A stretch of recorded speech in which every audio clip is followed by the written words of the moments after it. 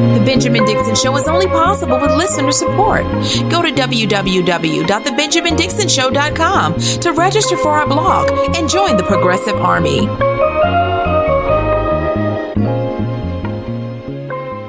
And my fellow Americans, the best is yet to come. Thank you. God bless you. And God bless America. Thank you very much. And it was at this moment that Nancy Pelosi did the bravest thing any Speaker of the House had ever done. She ripped up Donald Trump's State of the Union address. Welcome to the Benjamin Dixon Show. I am your host, Benjamin Dixon. Today is Wednesday, January 5th, 2020. Thank you so much for joining us. Last night was an evening of, it was quite the fiasco. Donald Trump engaged in so many lies in his State of the Union address, but I guess that's not news. It should be news, but it's not. And I'll go over a few of the lies because there were so many. But more importantly than just the lies was the technique that he used that Donald Trump has mastered that I will address in this segment as well.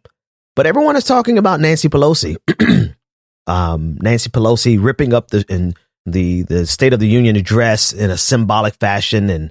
And as she exited out and she was asked, why did you rip it up? Why did you rip it up? She said, because it was the kind and the how did she put it? It was it was better compared to the alternative. Really? What were you going to do, Nancy? You're going to throw it in his face? I'm sure Secret Service would have had a few things to say about that. I mean, as you could tell, I'm not impressed by that. I'm not impressed because the symbolism really is meaningless. And I get it. It's cathartic for everyone who's so frustrated with Donald Trump. I get it. But let me tell you something, man. We are at a stage where we are so far gone past the effectiveness of symbolism, if there ever was any efficacy to it. I'm not going to harp too long on this. But you know what would have been more symbolic, more meaningful, would be not to give Donald Trump an unlimited budget to wage war. Right? If you want to do some real symbolism, how about not invite him to do the State of the Union in the first place? He is, after all, facing impeachment, an impeachment trial, which today, more than likely, there's probably no snowball's chance in hell for him to be found guilty. So sometime today, the Senate is going to acquit Donald Trump because that was their intention from the beginning, never to actually listen to the evidence or listen to any new evidence that confirms the case that the House managers presented. Nope. From the beginning, they had every intention of acquitting Donald Trump. So if you really want to make a statement, then don't invite him. Okay. I'll leave Nancy Pelosi alone now because I know for a lot of people it was quite cathartic and I get it. It was cool, right?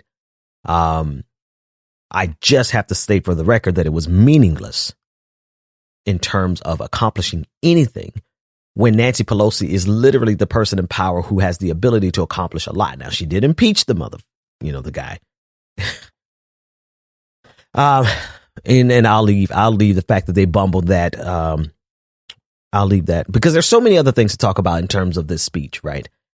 I don't know. I do kind of want to go down the lies, but I find little utility in pointing out the lies because here's what the fact is. Last night, we had a show that clearly stated to anyone watching that the Republican Party is 100% excited, exhilarated about the lies that Donald Trump tells. Not only do they embrace the lie, they welcome the lie, they expect the lie. They will smile and cheer to thunderous applause, with thunderous applauses, to champion Donald Trump. I tweeted out last night, there's a whole lot to talk about in terms of the mentality here, right? I tweeted out while most of us looked at this and we saw it for the horrific shit show that it was and is. And we saw the lies and the disingenuousness. We saw the sleight of hand. We saw the manipulation. We saw the propaganda. There's still nearly 49 to 50% of the voting electorate who watched that last night who felt emotions of jubilation.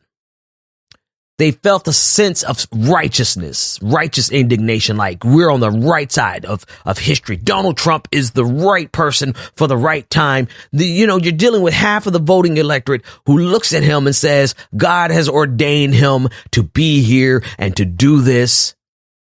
And so for every feeling of disgust that we had, there's nearly 50% of the voting electorate who feels like that was the greatest moment in American history.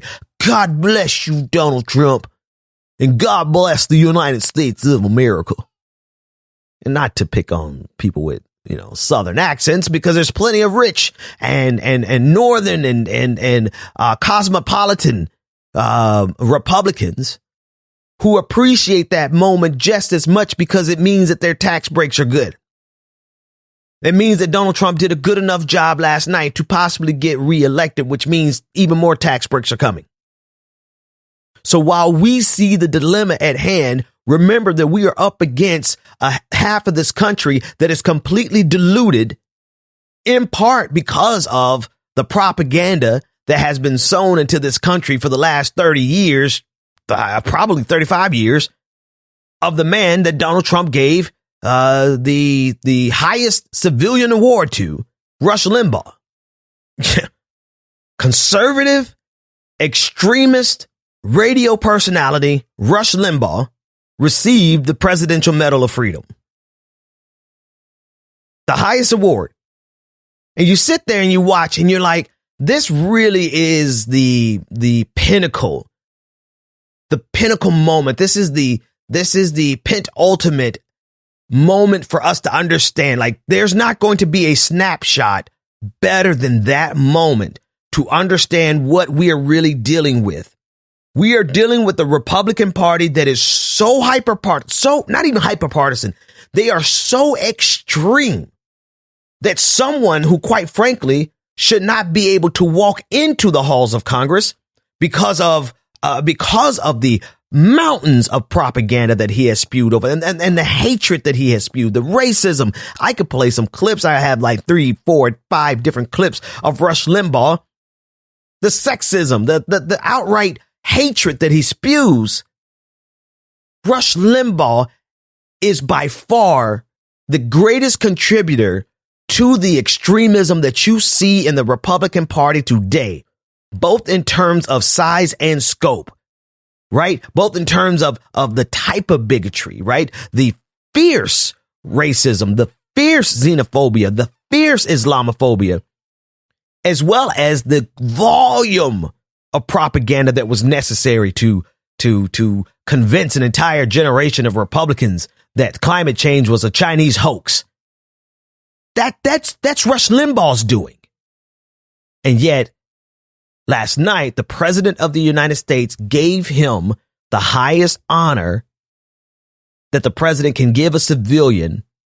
And he did so in a moment that was touching, that was almost beautiful, except the fact that you realize the people who are doing it are monsters. And the people receiving it were the monsters who made way for Donald Trump. I'm just pausing because now I'm reflecting. It's like if Republicans think that Donald Trump is their messiah, then Rush Limbaugh is the John the Baptist. He's the one who paved the way for Donald Trump. But you kind of have to invert it and honestly, like, this is the reality, right? We look at Donald Trump and we see him clearly for the evil man that he is, the evil things that he does. We see it very clearly. And so for us, he is the Antichrist. But for conservatives, he's their Jesus. That's what we're dealing with, right? That is the divide in this country. And it doesn't mean for 1 second that there's an equivalence, because in some cases, the other side is just absolutely wrong. And for media companies like CNN to try to draw an equivalence between Nancy Pelosi's, tearing up the speech. Oh, that was such a hyper-partisan moment. And the entirety of the speech that Donald Trump gave, which was nothing more than pure red meat for conservatives, guns, Islamophobia, attacking illegal aliens. Right? That's what Donald Trump built his entire speech around. And yet we try to draw an equivalence between Nancy Pelosi's bad behavior and Donald Trump's pure, uncut, xenophobic, racist. I mean, but this is how he gets away with it, though, right? You take a few token black people, right? Not the individual themselves. Those individuals aren't tokens, but they're being used as tokens by Donald Trump. And you prop them up and say, oh, look, see, I'm doing something good for the blacks. Not the blacks in general, these specific blacks. Now, here's the other side of this. Let's flip this a little bit. Donald Trump is the master of taking individuals and doing kind gestures for those individuals without ever addressing and in fact, not just not addressing it, but using those kind gestures towards individuals as a means of protecting the system that put those individuals in a bad place in the first place. In other words, he'll help pardon one individual, but he will use that as a means of protecting this criminal justice system, which imprisons so many people erroneously and falsely under false pretenses. Right? He will do something. He will give that one little girl in the State of the Union just last night a scholarship, right? But he's doing so in order to protect the charter school system, which is intentionally stripping public dollars away from public schools and sending it to private institutions. Right. So Donald Trump has mastered the art. Oh, he brought home one soldier last night. It was a beautiful moment, right? A woman who was sitting there crying because her husband had been away. I'm sorry I did that voice, but her husband had been away on a tour of duty, and she was there with her 6-year-old and her 3-year-old. And it was like he set that moment up perfectly. He talked about her sacrifice and all this stuff. And then, oh, by the way, we brought your husband home. Right. But we're going to continuously engage in endless wars, which means there are going to be thousands upon thousands upon thousands of other spouses of military officers whose husbands and wives won't come home. So Donald Trump is the master of making individual gestures that are beautiful moments, but those moments are designed specifically to continue and to protect this broken system that creates the very problems those individuals are facing in the first place. It is a masterful dark art form. It really is. Because everybody who's watching that is like, oh, it's such a beautiful. Donald Trump cares so much. If Donald Trump really cared, then he wouldn't be engaging in the activities that create the problems that these people face in the first place. Now, to be fair to Donald Trump, which there's no need to be, these problems existed before him, but he has now come in as the master of, let me show you how you protect this capitalistic system. You protect it by showing, it's just like television, right? It is exactly what television does. It gives people this hope, and especially game shows, especially like the lottery. It gives people the hope and the aspiration that they could be the one who breaks free from the system when it itself, the system itself, the one that they're engaging in, the games, the reality TV, the lottery, all these things are systems that exacerbate the problem and, quite frankly, are maintaining the problem that put them in the situation that they're in the first place. And so Donald Trump has brought that. If you thought the presidency couldn't get any worse, Donald Trump has brought the fine art of using individual cases to make everyone feel okay about the system that is essentially breaking us all apart every single day.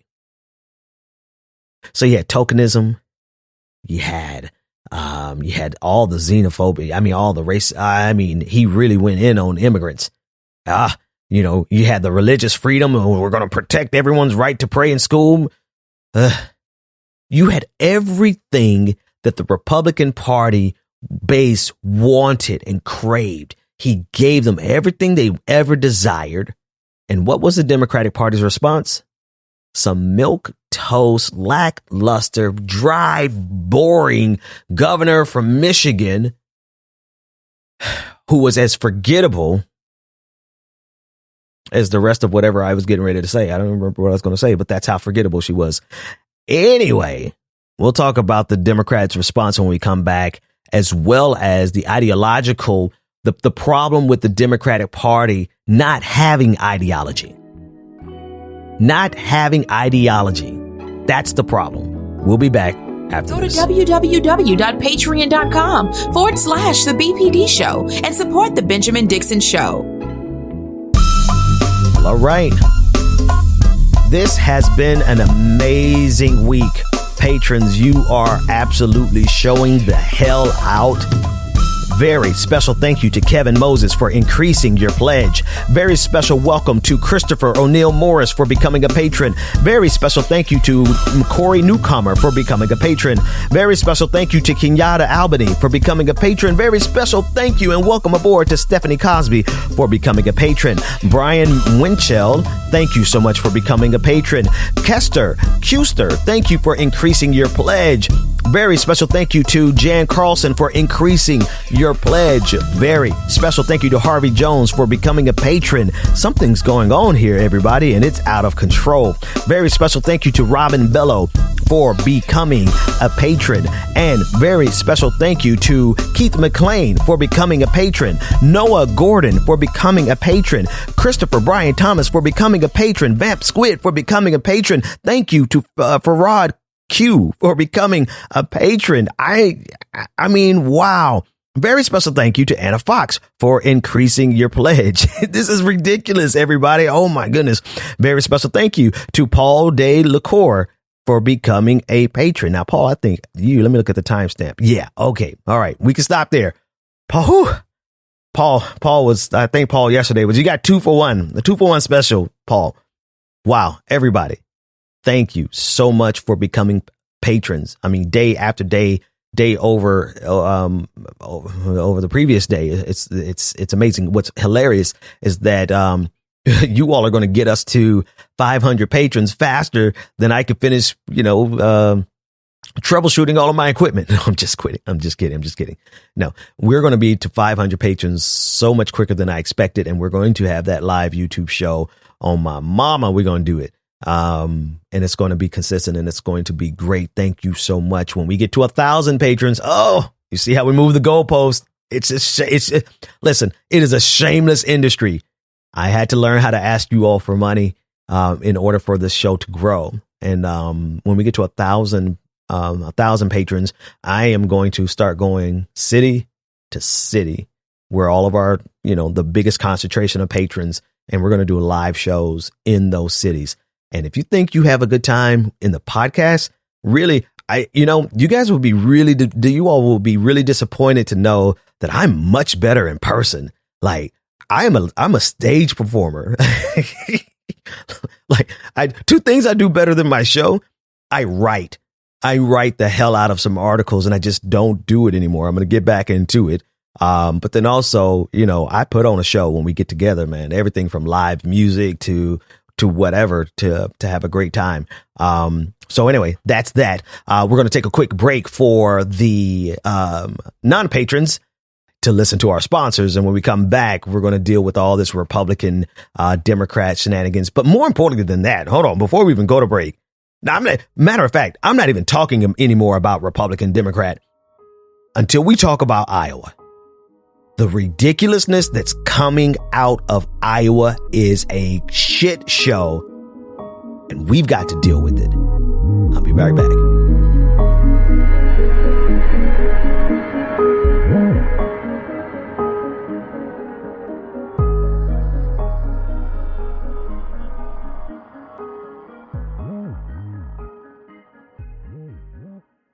Okay, let's talk about Iowa. We are damn near 48 hours removed from the caucuses in Iowa. 48 complete hours. And we don't have the full results. That's number one. Completely unacceptable. Entirely unacceptable. And it presents too many opportunities for speculation because it presents you with too many opportunities to change the results. See, it's very difficult for people to hold off of their conspiratorial tendencies, predilections, when you have the results and you have the data for 2 whole days. Anyone in their right mind sees that there's something entirely wrong with that. When this could have been calculated by hand, the same night.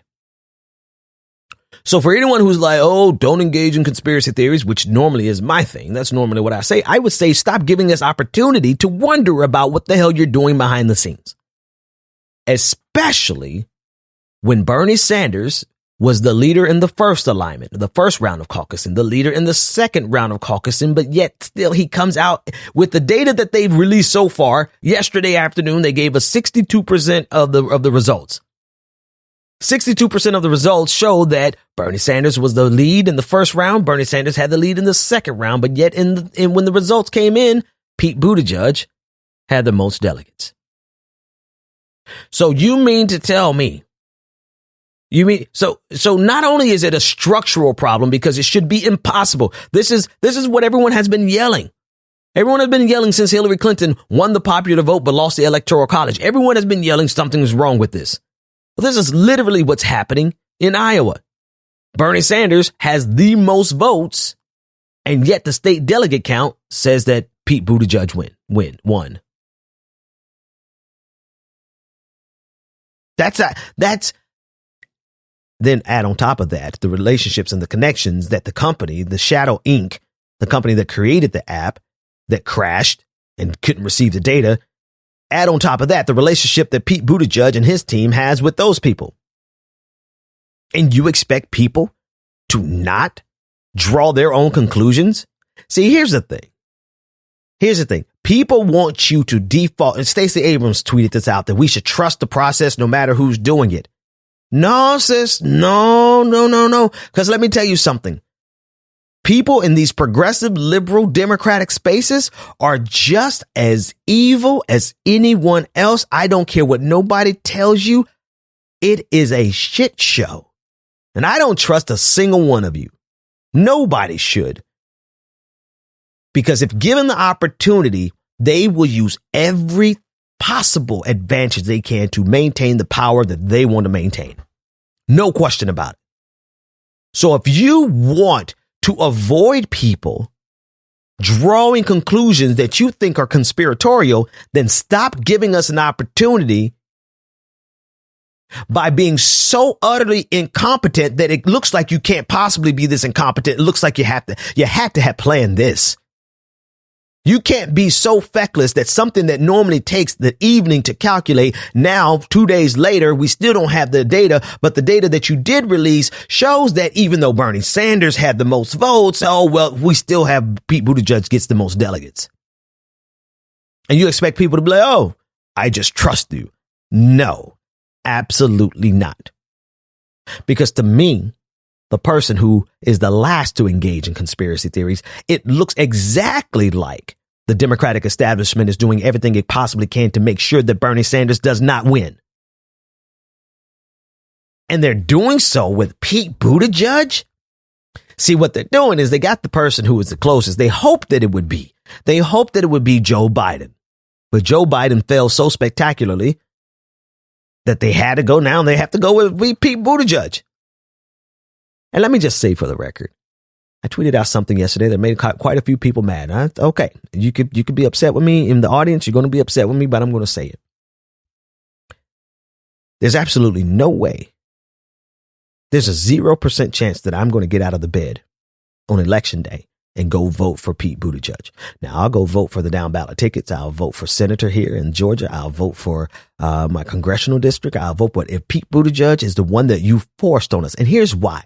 I want to make it clear why, because a lot of you white folks out there a lot of white supporters for Pete Buttigieg, you're trying to say it's because black people don't like gay people. Black people are homophobic. Kiss my black ass.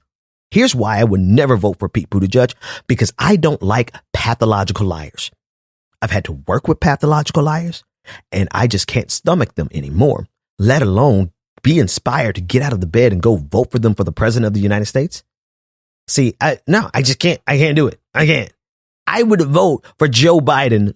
I would put on a Joe Biden t-shirt and go knock door to door. And let me tell you something. That's like a nightmare scenario. That's walking into the seventh circle of hell for me. But I would do it because it's that important for us to get rid of Donald Trump. But it is not that important for us to get rid of Donald Trump to put in another pathological liar. A man who looks us in the face and tells us that he's going to do one thing and then literally says the exact and does the exact opposite. Now, you in the audience, you feel the conviction that you feel and do what you want to do and have people to judge. But see, here's the thing. Here's the reason I'm saying this. Here's the honest reason I'm saying this. Because the billionaire oligarch class of the Democratic Party. Pause. Look what you guys have turned me into. Not you, the listener, but the Democratic Party. See, for the longest, I did my damnedest best to make sure that we keep this idea of unity because it is important for us to get rid of Donald Trump, right? I did my level best to make sure that no one talked in the terms of Bernie or bust. I blocked the guy who started Bernie or bust. I blocked him 3 months ago because I just didn't feel like I didn't feel like entertaining it. But here's where we are right now. The billionaire class of the Democratic Party has made it clear that they will do anything they possibly can to stop Bernie Sanders. And if you think you are going to be able to get us to capitulate in advance and just give you the okay, we are so afraid of Donald Trump that we are going to be okay with whatever you do right now, then you've lost your goddamn minds. No, we're not going to sit back and watch you manipulate results. We're not going to sit back and watch you just steal this for right underneath the people. It isn't about Bernie Sanders, you fatuous tools. It's about the will of the people. And the majority of the people in Iowa made it clear, overwhelmingly clear in the first round, that Bernie Sanders is the choice of the people with the plurality sufficient to dominate everybody else. The second round, he still had a majority, a plurality, more than anybody else. And then the shenanigans ensued, and now all of a sudden it's Pete Buttigieg. Well, Ben, you just don't understand how. No, I understand just exactly how the Iowa caucuses work. I do understand that there was a good possibility in the realignment that Bernie Sanders would not have as many voters, would not have the most voters. Because during the realignment, people would leave like Tulsi Gabbard and Andrew Yang, and maybe they will flock over to Joe Biden or whoever else, or Elizabeth Warren. And so there was always the possibility that Bernie Sanders would have the most votes in the first round, but then not the most votes or not have the most votes in the second round. But so far, that's not how it worked out. It worked out that Bernie had the most votes in the first round as well as the second round, which means the people have spoken. But Pete Buttigieg gets the most delegates? Now, this is fluid. They haven't released all the results, so it's a very possibility at the end of when it's all said and done that Bernie Sanders will have both the most votes as well as the most delegates for both the first round and the second round. But what this has done has given Pete Buttigieg two news cycles where he gets to run and do a victory lap based on first of all, based on an app that crashed. And then him having the unmitigated gall enough to come out and take credit for winning and being victorious. And then the second time he got this because the Iowa State Party only released 61%, or was it 62% of the results. And the most important thing to come out of Iowa is the narrative. So, I didn't realize we were only going to get 2 segments in here before the 30 minutes for the first show is up. But this is where I am. I don't expect anyone else to be here. I think we have to let the establishment know here and now. I'm not waiting until this is over. It's too late at that point. The establishment needs to know that if you're willing to burn it all down to keep Elizabeth Warren, because it's not just Bernie, right? It's overwhelmingly Bernie. I don't want to make a false equivalence here. It's overwhelmingly Bernie that they fear, and it's like a non-starter. Absolutely will not. They'll rather see everything burned down. But they also don't want Elizabeth Warren, because Elizabeth Warren would be the most ideal compromise if they really were terrified of Bernie Sanders. You would think the establishment would support Elizabeth Warren, but they're not. They're trying to destroy her as well. All right. So if the establishment is willing to burn all of this down in order to keep Bernie Sanders and Elizabeth Warren from instituting a wealth tax, if the oligarchs who are in control of the Democratic Party are willing to burn it down, then I think I absolutely know the only way to respond to this is to call their bluff and show them that we would burn it down too if you cheat us. A whole lot more coming up after the end of the regular show. If you want the full show, go to patreon.com/the BPD show. I've got to clown Jason Johnson yet again. Some clips from MSNBC that are unbelievable. James Carville, we've got to take him on. Patrons, hold the line. Everyone else, I will see you tomorrow. The Benjamin Dixon Show is only possible with listener support. Go to www.patreon.com/the BPD show and support the Benjamin Dixon Show. If you like this episode, be sure to share, like, and subscribe.